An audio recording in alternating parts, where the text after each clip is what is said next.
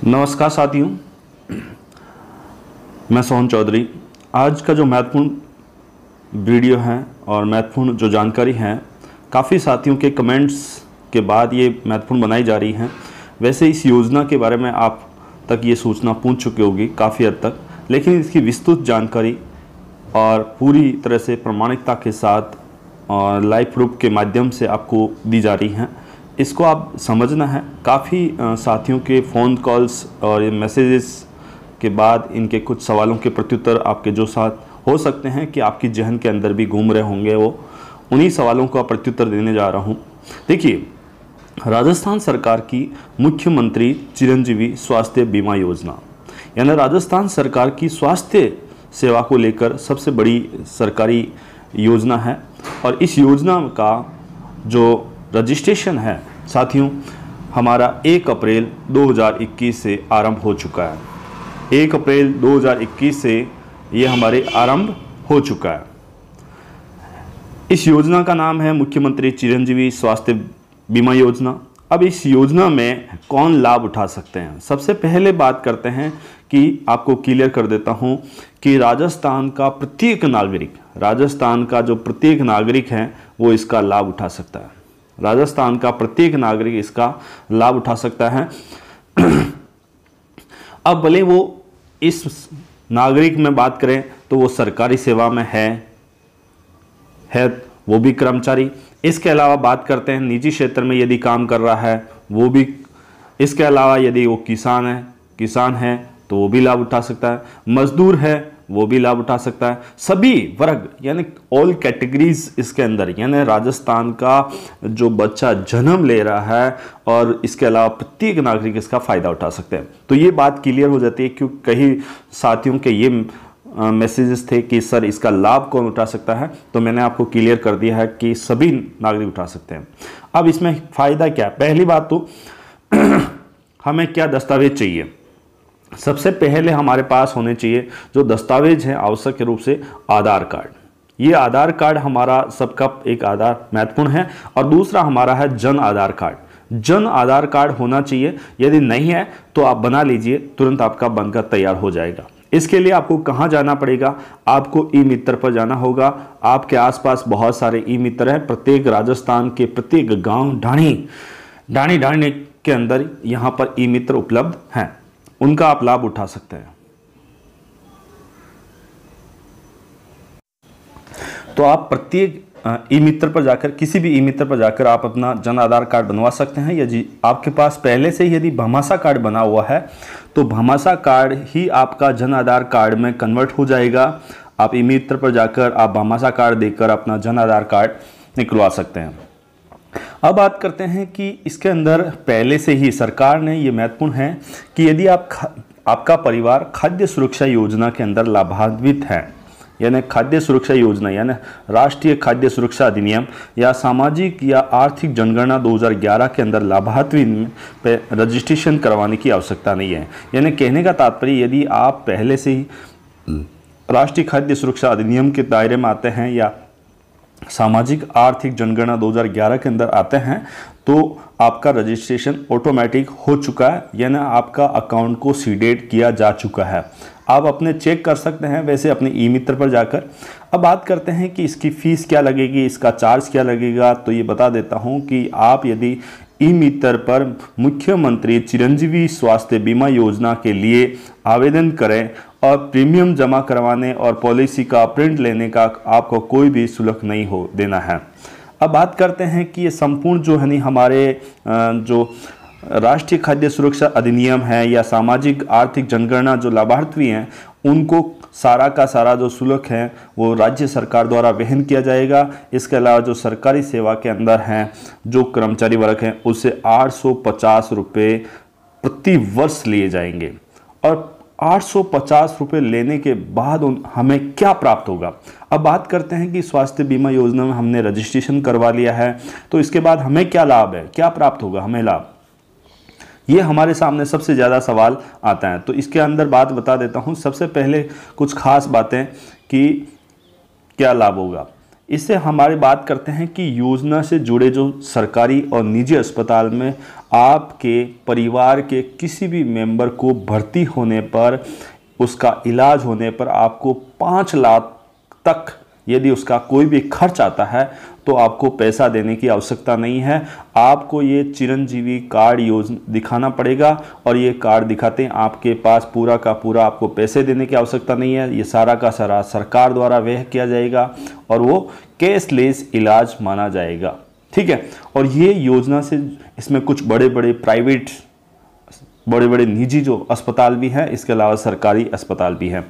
इसमें बात करते हैं तो जो सामान्य बीमारी होती है उसमें 50,000 रुपये तक आपका खर्च माना जाएगा और यदि कोई गंभीर बीमारी है उस पर 4,50,000 रुपये तक प्रति परिवार प्रति वर्ष बीमा होगा। अब ये जिससे मान लीजिए कि ये 5 लाख जो रुपए मिले हैं वो आपको 1 वर्ष के लिए मिले हैं आपके एक परिवार के मेंबर पर। मान लीजिए कि एक मेंबर पर आपके मान लीजिए कि 1 वर्ष में 2 लाख रुपए खर्च हो गए, 2 लाख रुपए खर्च हुए तो 30 बाकी हमारे कितने बचे? 3 लाख। यदि कोई मेंबर आपका बीमार हो जाता है फैमिली से, वैसे बीमार न हो, हम तो दुआ यही करते हैं कि स्वास्थ्य अच्छा रहे, लेकिन सरकार की यदि मान लीजिए कि बीमार हो जाता है तो ये 3 लाख में से उस पर खर्च किए जाएंगे। तो कहने का तात्पर्य है कि पूरा का पूरा परिवार सुरक्षित है।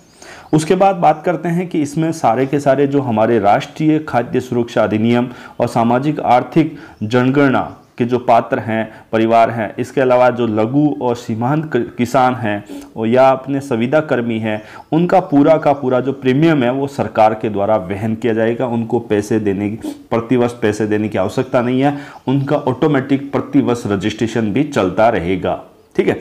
इसके अलावा बात करते हैं कि जो अन्य परिवार हैं उनको 850 रुपये मामूली प्रीमियम देना पड़ेगा और 850 रुपये में पूरा का पूरा परिवार कवर होगा। जो भामाशाह से जिस भामाशाह से जितने मेंबर जुड़े हुए हैं वो भामाशाह से उतने मेंबर उसमें कवर होंगे और उनको 5 लाख तक स्वास्थ्य बीमा प्राप्त होगा। अब अधिक जानकारी के लिए हमारी जैसे राजस्थान सरकार के टेलीफोन नंबर और इसके अलावा वेबसाइट है, इस पर भी आप संपर्क कर सकते हैं, देख सकते हैं, जानकारी प्राप्त कर सकते हैं, ठीक है साथियों। अब बात करते हैं कि जैसे कि जो चिरंजीवी योजना है इस पर थोड़ा सा और बात कर लेते हैं कि राज्य सरकार हर परिवार को कैशलेस इलाज के लिए प्रतिवर्ष 5 लाख रुपए तक स्वास्थ्य बीमा का लाभ दिया जाएगा। कितने? 5 लाख तक।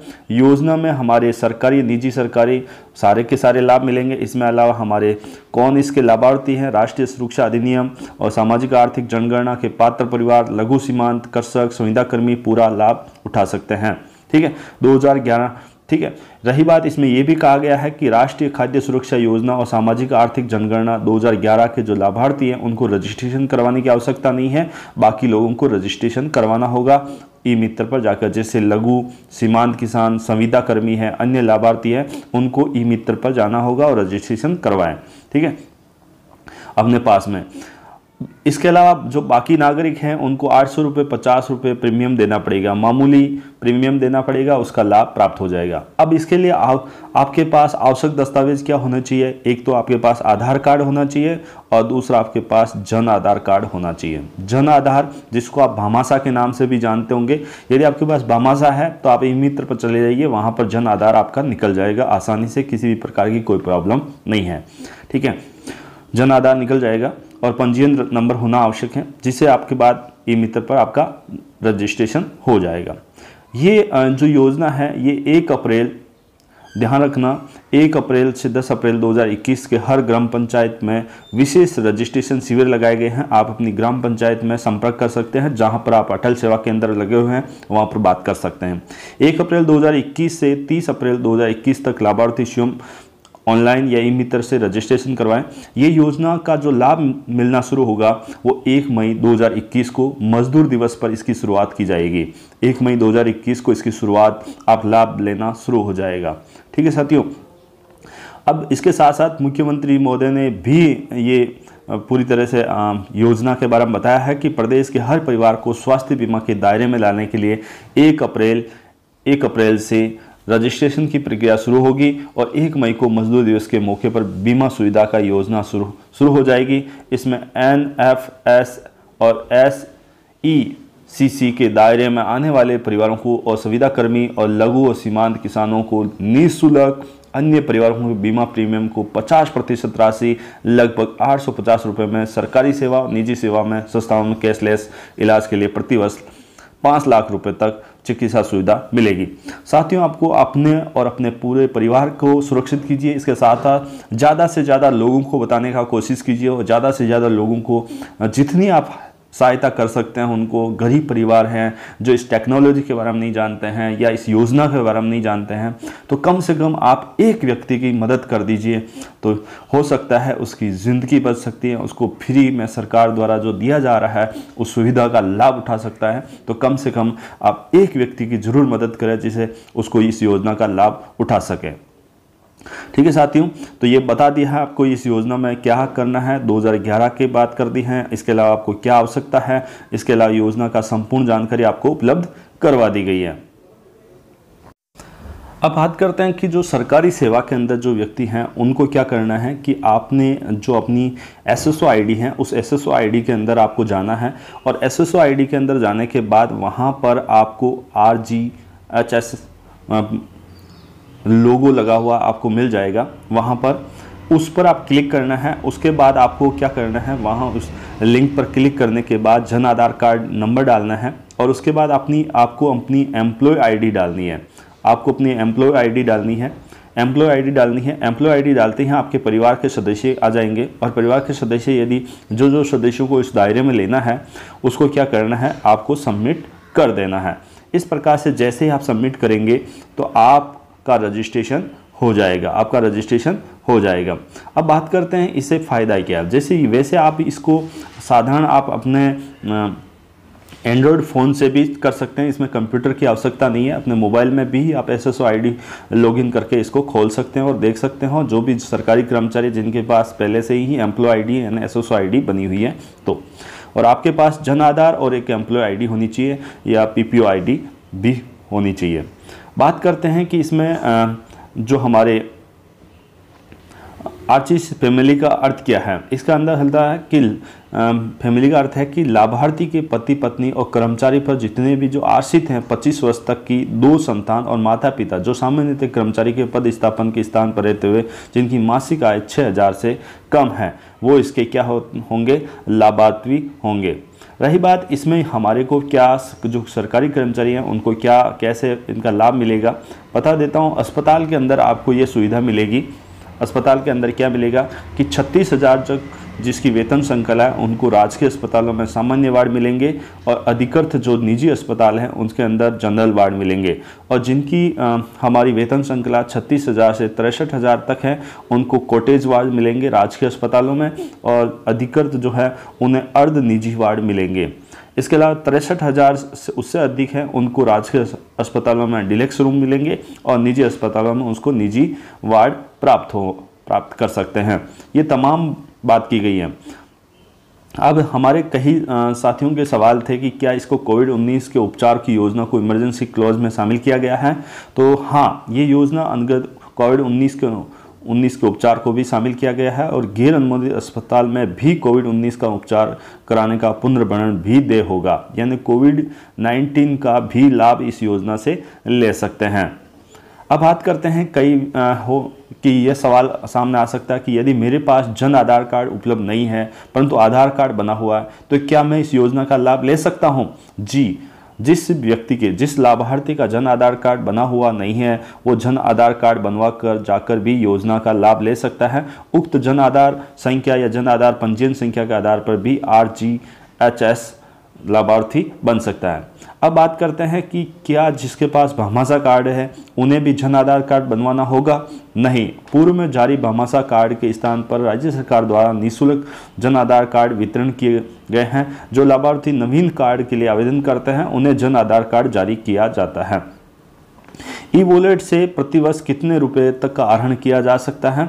तो ध्यान रखना 1/1/2004 के बाद कर्मचारियों की ई वॉलेट से राशि में प्रति परिवार 5 लाख रखी गई है और गंभीर बीमारियों के अतिरिक्त 5 लाख तक प्रति परिवार की सुविधा रखी गई है।